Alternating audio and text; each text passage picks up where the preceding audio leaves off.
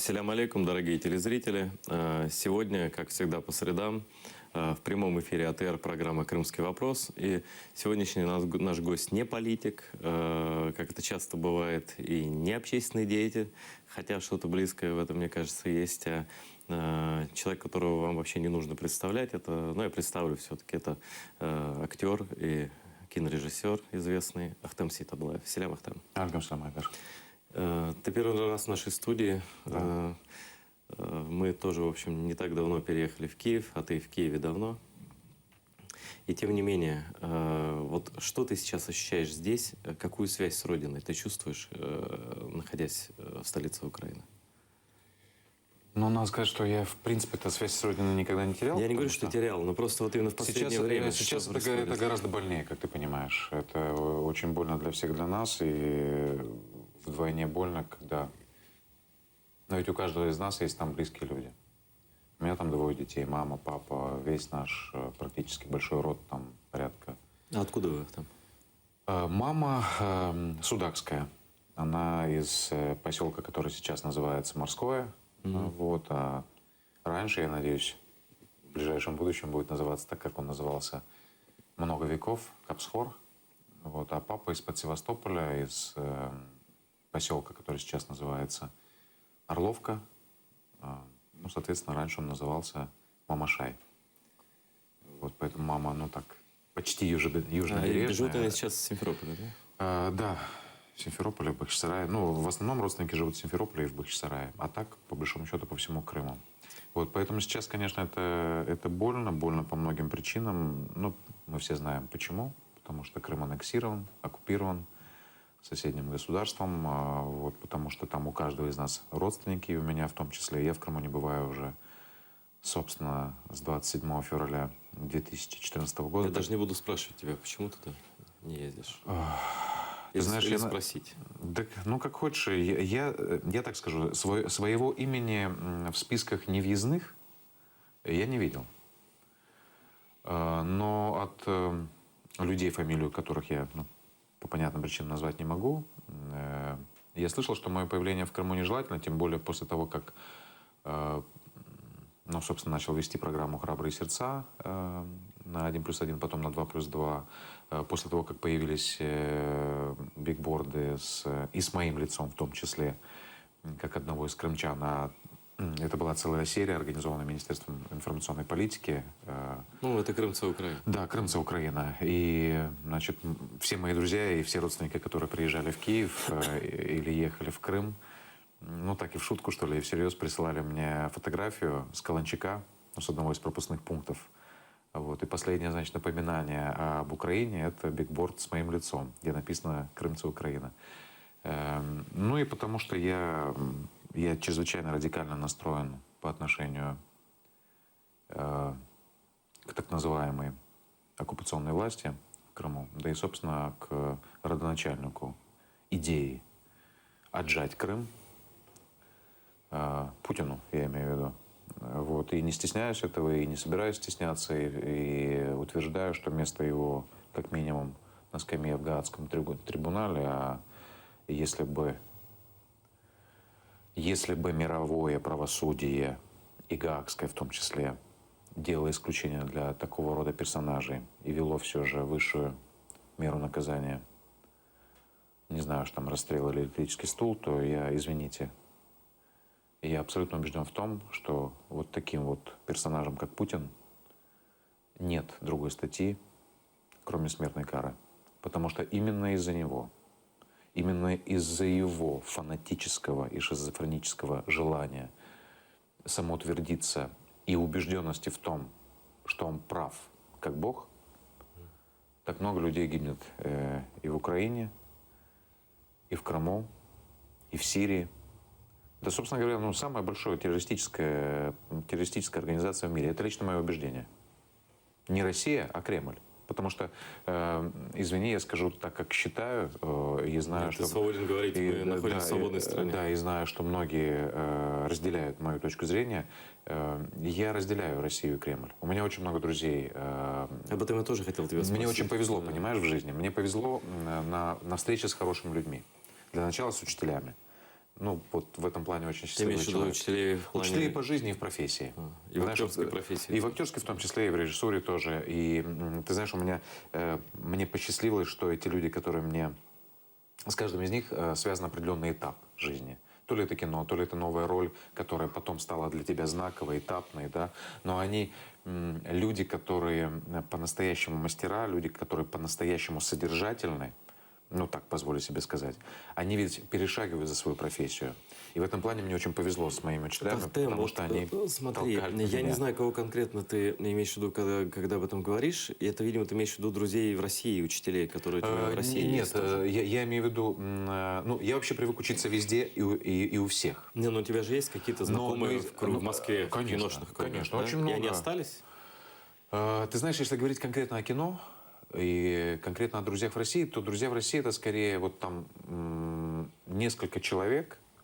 Там одна из них работает, ну, я, может быть, не буду Нет, называть не надо, зачем? имени На и всякий фамилии. случай не нужно. Одна из них продолжает работать на центральном телевидении, вот, с которыми мы абсолютно спокойно можем проговорить про все, проанализировать и прийти, если ну, не к точке, вот я виноват, а ты там, ты прав, или наоборот, да, а попытаться понять, что как много боли и что нужно сделать для того, чтобы, ну, по крайней мере, между нами оставались нормальные человеческие взаимоотношения, значит, нам нужно разобраться в этой ситуации. И мне очень повезло, что мои товарищи, друзья в России, они, ну, если так коротко сказать, они на нашей стороне. Они понимают, что творится нечто ужасное просто. А если говорить о людях... Вот, А о с учителях, киношниками сложилось? с Нет? киношниками Или разложилось это всё? моя большая боль. Это моя большая боль, потому что, ну, наверное, подавляющее большинство российских актеров, ну, которые снимались в моих фильмах, вот, и самая моя большая боль — это Валентин Иосифович Гафт, которого я бесконечно любил, и вот, ну, вот я не могу себя заставить сказать, нет, я Гафта не люблю. Я люблю Но в его. это даже не верили, когда пошла первая такая информация. Сначала же наоборот говорили. И вообще много таких фейков появляется, что Да, известные... да. Ну, то ли люди выдают желаемые за И действительные это тоже. поклонники, И да, это которые тоже, здесь да. в Украине находятся, то ли что-то еще. Но было такое, что он написал эпиграмму против Да, режима российского.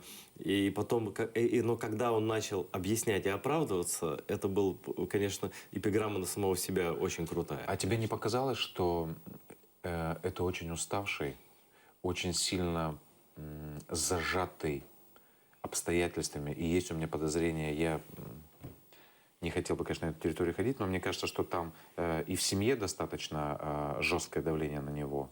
И он ведь действительно, ну, очень пожилой человек. Но он пожилой, но ты понимаешь, ты понимаешь, начинаешь его оправдывать как Может человек быть, я хочу. добрый, да. Может быть, я хочу Вот. оправдать. Но Бог его знает, мы никогда этого, наверное, не узнаем. Но что случилось не только с ним. Да, не только с ним. И другие актеры, может, ты тоже не хочешь про них говорить конкретно, но тоже они заняли... Ладно бы не говорили ничего, но так как бы актерское дело, оно своеобразное, да? Это профессия такая достаточно самодостаточная, извини за тавтологию, да? Не, ну так оно и есть. Но многие полезли в политику. То ли из-за бюджетов, сейчас кризис, и нужно деньги государственные получать на фильмы, то ли из-за чего-то. Но вот мы вспомним Пореченкова, да, мы вспомним еще кого-то еще, вспомним Сухорукова, актера прекрасного, да, ну много таких. И вот последнее, что просто буквально вчера было, по всей сети пошли радостные репосты того, что... Сакуров. Извините, что Александр Сакуров, ну, в общем, человек, который свою репутацию никогда особенно не ронял, хотя он такой достаточно сервильный человек, терпимый, толерантный ко всем. Он с Владимиром Путиным знаком хорошо, но и говорил ему правду в глаза, тоже порой бывало и не очень приятную, но не резкую. Что он, вот, будучи в Крыму на творческом вечере в Симферополе сказал там об аннексии, о том, что не приемлет нарушение международного права, что, ну, вот что-то в этом духе такое, да, как бы не радикальное, как я вообще не радикализм это не считаю, что он сказал принципиальное что-то такое, да, принципиально остался на принципиальных позициях, на которых стоит мир наш, да, и на законе и так далее. И люди начали это активно репостить, но источник был такой ненадежный, из Фейсбука написал такой человек под ником, Татарзаде. да, ну понятно, что это нереально какое-то имя, да, человеческое. А мы потом начали проверять, и наш корреспондент позвонил самому Сакурову, дозвонился, и Сакуров сказал, что он ничего такого не говорил, что он как бы ни про аннексию ничего там не имел в виду. А потом уже в течение дня, это все сегодня происходило, нашлось подтверждение, видео, небольшое двухминутное видео из этого зала, кстати, украинского театра, который тебе наверняка близок и конечно. знаком, на сцену которого ты выходил неоднократно. Вот, где Александр Сакуров, режиссер с мировым именем, запинаясь и как-то так, не очень, как-то с трудом подбирая слова, говорит о том, что вот Крым надо развивать, что беспокоит его природа, и что Крым — это такой особенный регион России, который нужно как-то особенно развивать. Ну и, в общем, стало понятно, что он не мог сказать ничего такого, что про него сочинили, я не знаю, из каких побуждений. Да?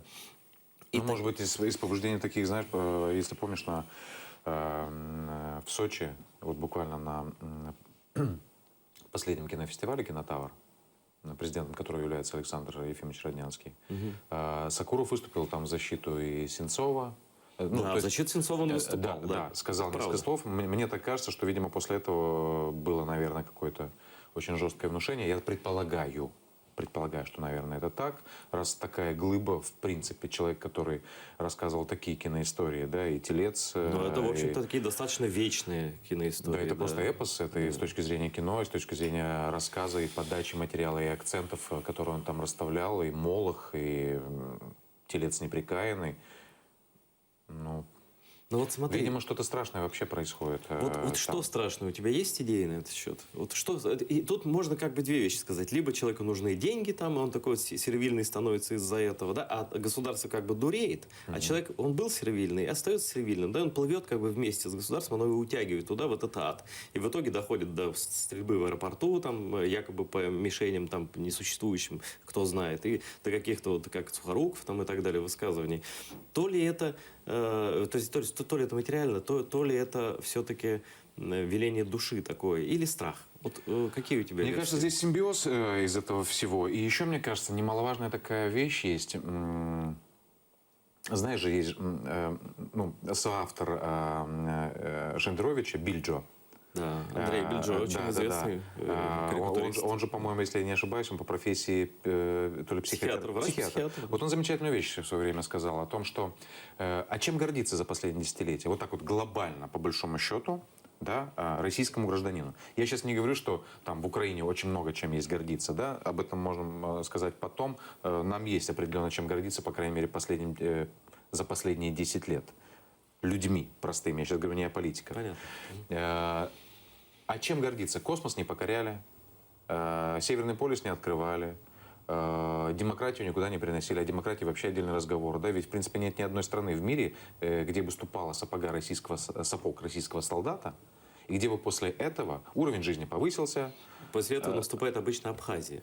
Да. И вот сегодня мы получили информацию, что Аксенов сказал, что Крым будет развивать с Абхазией и обмениваться опытом. Звучит, конечно, диковато, поскольку Звучит устрашающе, на самом деле. Абхазия лежит в руинах, до сих пор там в руинах там половина домов, и все это не развивается абсолютно уже много лет. И потом он сравнил, как бы вот он же глава, по его версии, региона России, и он себя сравнивает с Абхазией. Это, конечно, звучит чудовищно для жителей Крыма. И что в таком случае ждет Крым, при условии, что сам Аксенов начал взбрыкивать, он организовал там за какие-то бюджетные, полубюджетные, какие-то спонсорские деньги пресс-конференцию в Москве, где пожаловался на правительство России, что оно ему не помогает. Молодец, я считаю. Молодец, считаешь? Я считаю, молодец. Почему? Чем больше он это будет делать, тем быстрее его упакуют. Он просто молодец. Я предлагаю всем запастись попкорном и нормально это наблюдать, потому что, в принципе, ведь об этом говорили с самого начала. О том, что, что все просто используют и выкинут. Это раз. Потом второе, Айдер, я извиняюсь, погоняло у человека весь Крым, знает его, и во всех сводках милицейских. Погоняло, гоблин. Киношное.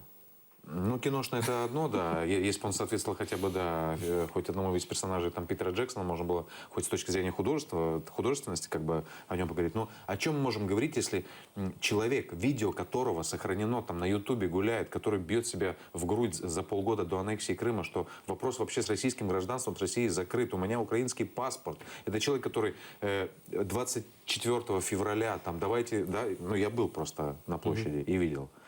Давайте дружить, мы вместе пойдем охранять мечети, церкви. Вместе с крымскими татарами. Вместе с крымскими татарами, да. О чем мы говорим? эти персонажи, которые, я извиняюсь, продадут им мать родную в выгодной ситуации, этот персонаж премьер-министр Крыма. Этот персонаж, который не может внятно ответить, куда делись деньги с федерального бюджета. Этот персонаж, который за 1,5 года не сделал ничего для того, чтобы... Разве не было понятно, что когда-то крымские татары перестанут терпеть и перекроют торговлю на крови, извините, с Крымом? Разве не было понятно? Но маломальски способный хоть к какому-то анализу человек, я уж не говорю там про государственного деятеля, то хоть какие-то соединительные вещи. Не мыслят они стратегически. Мне кажется, и в Кремле-то не особенно мыслят. Есть у меня подозрение, что они вообще не мыслят. Потому что мыслящий человек для меня, человек как минимум там, с какими-то, не знаю, задатками, если не совести, то, по крайней мере, восприятия окружающих его событий. Трезвого восприятия. Хоть минимально, потому что ты ведь, извини меня, с рылом лезешь в калашный ряд, так почитай книжки тогда, почитай хотя бы историю, во что превращались подобные марионетки буквально через короткое время. Ты знаешь, у тебя, как у режиссера, очень богатое воображение. Я себе не представляю этих людей с книжками. Ты меня извини, конечно. Мне трудно это представить. Просто я вдруг представил, мне стало смешно. Почему? Например, книжка там, я не знаю, Уголовный кодекс? О вкусной и здоровой пище. Нет, есть Уголовный кодекс еще с картинками, как туриста Меринова. Очень хорошая, смешная книжка. Мне кажется, они тоже его не изучают, по крайней мере, был бы страх. Если бы они изучали, потому что это государственная измена. Смотри, Ахтем, бог с ними, да, тут более-менее все понятно. Я бы хотел поговорить о людях, которые, ты сказал, продадут мать родную. Но среди крымских татар нашлись такие люди, которые довольно быстро сориентировались и стали вторым эшелоном вот под этими уважаемыми людьми с интересными именами. Они сейчас там просто друг друга локтями раздвигая, рвутся в экраны, рвутся. Хотя, мне кажется, они ничего не решают, на мой взгляд, вообще ничего. Но рвутся представлять крымских татар. Вот что ты о них думаешь, об этих наших соотечественниках, так сказать? Это большая боль, конечно, Айдер. Что я могу думать? С одной стороны, ты же знаешь, я вообще радикально настроен. Я бы сказал, принципиально настроен. Да, это большая боль. Там, многих из них я знаю лично. Для меня, конечно, было... Я, на самом деле, никогда-то в политику вхож не был. Ты просто знал их всех. Собственно, не стремился, да. Так как, собственно, мы-то народ-то по численности не очень большой, и Крым полуостров тоже не очень-то большой, и, собственно, за 20 с лишним лет практически все друг друга знаем, и я лично общался. Я говорю сейчас о Ремзи Ильясове. Для меня лично это было потрясение. Ты не ожидал этого? Я совершенно не ожидал. Я был настолько уверен в его... принципиальности, что ли, внутренней системе координат, которая не позволила бы ему так бежать впереди паровоза. Но они сейчас делают то, чего не делают даже представители российской власти. Я про это и говорю. Они призывают к трибуналу, даже слово какое вспомнили, трибунал, над Джемилевым. А кто Джемилев, извините, пожалуйста? Он был его руководителем, его учителем и его, не знаю, всем. Он ему клялся, Мустафе Джемилеву, в преданности, публично. Я не знаю, в интернете можно найти таких... Как сильно он хотел стать председателем Меджлиса, видимо. Может, это обида такая сыграла? Или все равно ты не ожидал? Все равно казалось, что... Я по-любому не ожидал. Я знал, что там очень непростой этот процесс выбора главы Меджлиса нашего народа. Но я не думал, и сейчас не думаю. Я просто предполагаю, что это была последняя капля. Но это было все-таки был 13-й год, и об аннексии не могло быть и речи, и даже никакой киносценарист, включая там любимых тобой каких-нибудь американских фантастов, не мог бы представить февраль и март. Если говорить совершенно откровенно, я думаю, что его взяли за мягкое место. То есть за что-то, что было взять? Да. Абсолютно уверен. Так же, как и так называемый, как его Руслан Бальбек, так же, как и Заур Смирнов, хотя он больше похож на такого идеологического прям любителя этого розовощекого такого комсомольца. Да, комсомольца, который знает, что тут можно попилить. И, собственно говоря, они пилят, куда-то же деваются деньги. И я абсолютно с тобой согласен, что они ничего не решают. Но это витрина, которая показывает крымские татары по телевизору. Они Но они, мне кажется, во-первых, от них уже немножко устали. Народ их не воспринимает в массе своей. их везде показывают одних и тех же. Они не могут собрать ни Так, там... а больше-то нет. Да, больше нет никого. Но мне кажется, вот сейчас, ну, во-первых, я хочу, наверное, с тобой согласиться, хотя у меня нет такой информации, что действительно, и они тоже как бы ходят по краю. И Аксенов, а уж они-то тем более.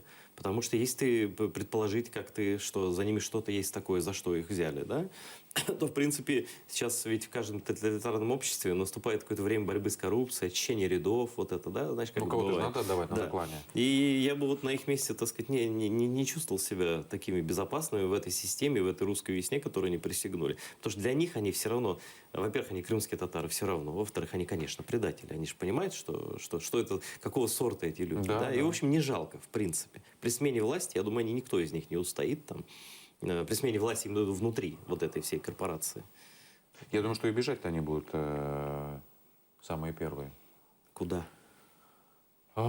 Безопаснее бежать-то. Думаю, что, ну, не знаю, куда-то далеко в Россию. Очень далеко. Россия большая, в принципе. Ну, дай бог им здоровья, они очень много знают, очень во многом участвовали Хай и так бегут. далее, и так далее. Хай Да. бегут. Ну, еще вопрос такой. Я сейчас к нему вернусь, просто мы начали с Про того, учителей? Что, к учителям чуть позже вернусь, вернее, про родственников и про знакомых хотел спросить. Я хочу вернуться к тому, что вот сейчас как бы этот эшелон, он, в общем, отработан. Это не сработало. Вот это фиктивное представительство крымских татар, оно не сработало. Сейчас проводят даже фейковые, даже такие спецслужбистские опросы для правительства России. Само правительство России проводит, вот недавно было.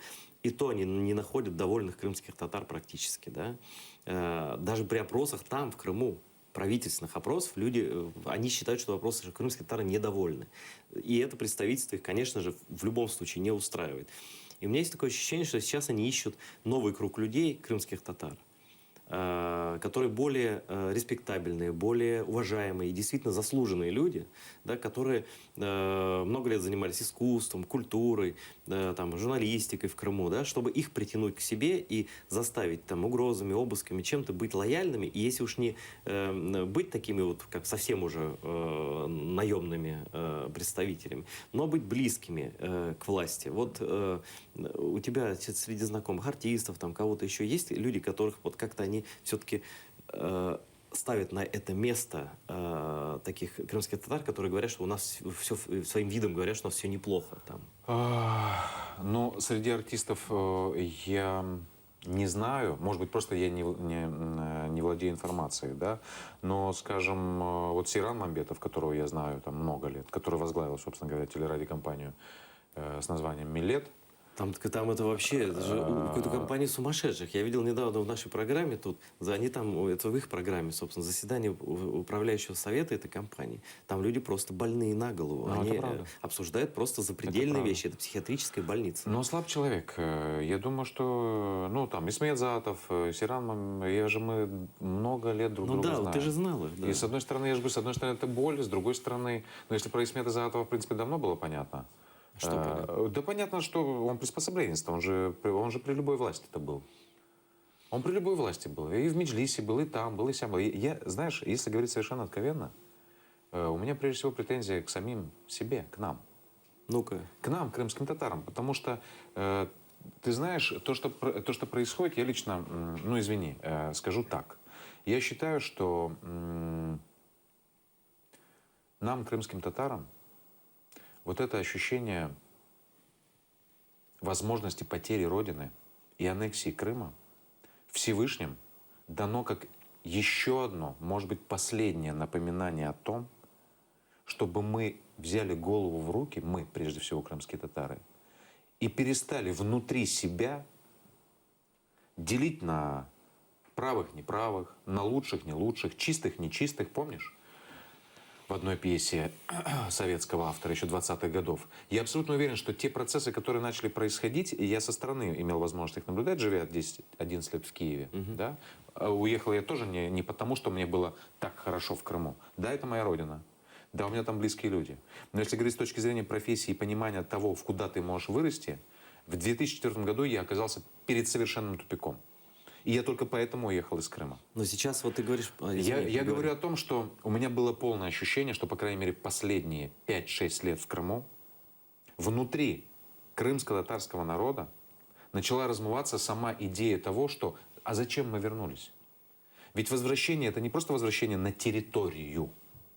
Это возвращение к своим истокам, к своей традиции, к своей культуре, к тому, что нужно прежде всего давать образование высокое детям, к тому, что не надо воровать бесстыдно. Я знаю, у меня нет с собой документов, но мы все прекрасно знаем поименно и пофамильно людей, работающих в правительстве Крыма и тогда еще при украинском Крыме, гектарами владеющих землей, в то время как его соотечественник не имеет даже участка. И ведь это тоже разделяй и властвуй. Ведь это власть специально делала Ну, так, слушай, чтобы ну давала... это же создавали же и альтернативные Специально. муфтияты, и Да. создавали вот эти Да. религиозные течения, Да. которые там Ну, люди из семей у уходили нас и так 300 далее. тысяч всего в Крыму, ну 350, ладно. Но неужели нам нужно 2000 лет гонений, таких же, как прошел иудейский народ, чтобы наконец мы начали любить и уважать самих себя? Неужели нам это нужно? Я рассматриваю, вот это еще один, ну извини, что Всевышний нам дал это испытание еще раз. Ну, ты вспомнил про евреев, и у меня такие мурашки по коже от твоих слов последних про крымских татар, что вот как бы такое испытание нам дано. Но вот представь себе людей, которые сейчас находятся в Крыму, да, которые не могут лишнее слово сказать, да, вот как им быть в этой ситуации? Я не знаю, насколько ты можешь являться здесь моральным авторитетом, но авторитетом точно, потому что ты человек, во-первых, себя реализовал, во-вторых, ты всегда говоришь то, что думаешь, и не замечен ни в лжи, ни в воровстве, ни в чем. Но вот что можно сказать людям, нашим близким нам людям, потому что все-таки большинство, и там подавляющее большинство народа, это не варье и не вот эти проходимцы. Вот как им быть сейчас в этой ситуации, там, уезжать, оставаться? Что делать, чтобы сохранить себя там, в каком-то виде, но совершенно замкнутом, или уехать и быть свободным. Вот что эта дилемма очень сложная, особенно для нас. Я, во-первых, хочу извиниться перед каждым крымским татарином и перед каждым патриотом, который сегодня в Крыму, за то, что я не с ними. Я не представляю, как им тяжело. Я даже не могу представить, насколько им там тяжело. Ну, ты же с родственниками общаешься, ты Я, же конечно, понимаешь. общаюсь. Да. И я хочу заверить и родственников своих, и друзей, и народ, которому я имею честь принадлежать, в том, что среди нас нет сумасшедших избергов, которые хотят заморить голодом своих родственников там и не давая там или перекрывая там возможность отремонтировать там электричество, чтобы оно было там, чтобы оно подавалось в Крым. Это крик отчаяния, мы с тобой про это говорили. Я только могу предположить и только могу, ну, наверное, там как-то слабо посоветовать держаться внутри семьи, держаться друг друга. У меня есть хороший пример моего товарища в Судаке, который был до аннексии достаточно успешным бизнесменом, который сам себя сделал. И вот когда мы с ним разговариваем, я говорю, ты как ты выживаешь? Здесь? Нет, там, в Крыму. А ты у него спросил? Да, я у него спрашиваю, как ты там выживаешь, как ты живешь? Туристов нет, а он принципиально не берет туристов из России, но вот такова его позиция. Из Украины, говорит, если приедут, пожалуйста, я все сделаю. Они собрались, несколько человек, поехали в Джанкой, ну, в степь, купили отару овец, засадили огород и живут сейчас вот натуральным хозяйством. И я прекрасно отдаю себе отчет, что это, наверное, не тот совет, который я могу дать. Я бы, если бы была моя воля и возможность, я скажу, может быть, сейчас крамольную вещь, но я бы вывез всех крымских татар из Крыма вот сейчас. Была бы, если моя воля и моя возможность. Зачем? Чтобы что ни произошло. Чтобы их не воровали, чтобы их не убивали, чтобы те, кто находится здесь, и те, особенно, которые находятся там, не переживали за своих детей, за жизни своих детей. Вот я бы вывез бы всех проукраински настроенных граждан и крымских татар, извините, говорю как крымский татар, что думаешь? в первую очередь из Крыма, и поговорил бы с персонажами, которые остались там, на еще более жестком языке, на еще более, вот по-настоящему блокада. Потому что то, что сегодня происходит, это не блокада. Ну, это политическая акция. Это гражданская акция. Это, скажем, я его для себя называю, извини, волшебным пенделем для представителей. Но она показала просто, что на самом деле там делают эти люди. Представителей власти. Или не делают, да. И вот, о чудо, прошло с 20 сентября несколько месяцев, и Кабмин принимает указ о запрете торговли. То есть Не зря сделали это. Не зря напомнили власти и не зря получили поддержку гражданского общества, что нельзя иметь закон о свободной экономической зоне с оккупантами. Ахтем, спасибо тебе за то, что ты пришел. Извини, я горячусь, наверное, да? Нет, просто время передачи, к сожалению, подошло к концу. Просто это бесконечный разговор. Это правда. Бесконечный разговор, который ты будешь продолжать и своими фильмами, и своими интервью, выступлениями. Тебя все, конечно, слушают. И мы еще раз и много раз поговорим с тобой в эфире АТР. Я очень рад, что такие люди есть, что такие люди могут говорить с нашим народом, которому сейчас, к сожалению, затыкают рот, но не могут заткнуть уши и не могут заткнуть души. Всего вам доброго. До встречи в следующую среду. С нами был Ахтем Сейтаблаев.